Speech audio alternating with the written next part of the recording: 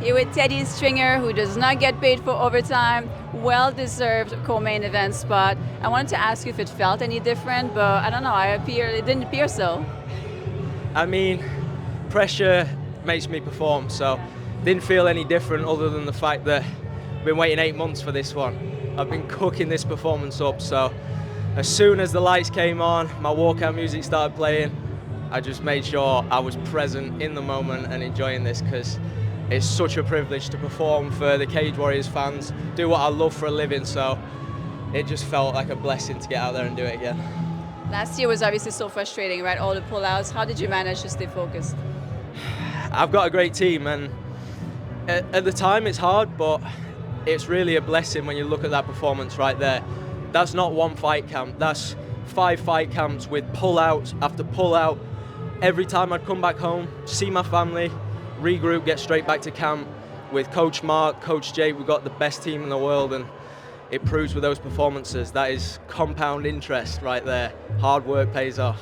At the Fighters Hotel, so Jake came to you, knocked at your door with the whole camera crew. You must have, thought probably there was another pullout, right? I was expecting to be fighting on London next week or something when he came knocking. I'm sick of hearing the knocks on my door. Even today I had a knock on my door at about 3 o'clock, and I thought, oh no, as Antonio Sheldon pulled out, turns out Jack the Ripper had locked himself out his hotel room just wearing his boxers, so I had to call the reception and get him to get back in his hotel room. So every time the door knocks, there's a bit of anxiety, but I'm just blessed that we got to perform. The sadistic side of me I was kind of wishing that Jake would have teased with you a little bit and pretended it was a pullout, but he's such a nice guy. No, he's too nice for that. So, I know you've sparred with Antonio in the past. You said what happens in training stays in training, but now that the fight is over, can you please tell us a little bit more about it? I'll tell you exactly what happened, and do you know what? I'm going to release the footage, if that's okay with Antonio, because 4 years ago he beat me up. He took my back in the gym. He had me in back mount standing, the exact same sequence that played out in the fight. Honestly, exactly the same. And it wasn't intentional, that's just the world's way of doing its thing, but I managed to get revenge and show that under the lights everything's different. I perform under the lights. That is amazing. Do you feel like you could maybe be fighting for the title by the end of the year? That's definitely my goal. Obviously the UFC is where I'm destined to be, but before I go there, that Cage Warriors lightweight championship is coming on with Teddy Stringer. And lastly, you said that jet lag is a myth.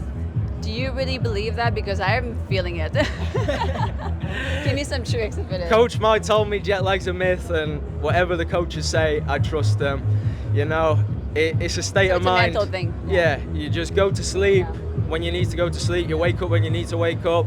I can't lie, there was a few hours staring at the ceiling in my hotel room, but mind over matter all the time.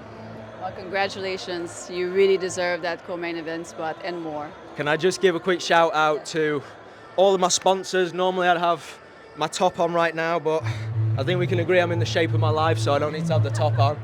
But I want to shout out Rome, Stanton Bikes, CB Durs, GYG Dental, sorting me out with the best mouthpiece for this camp, and the MMA Fight Academy.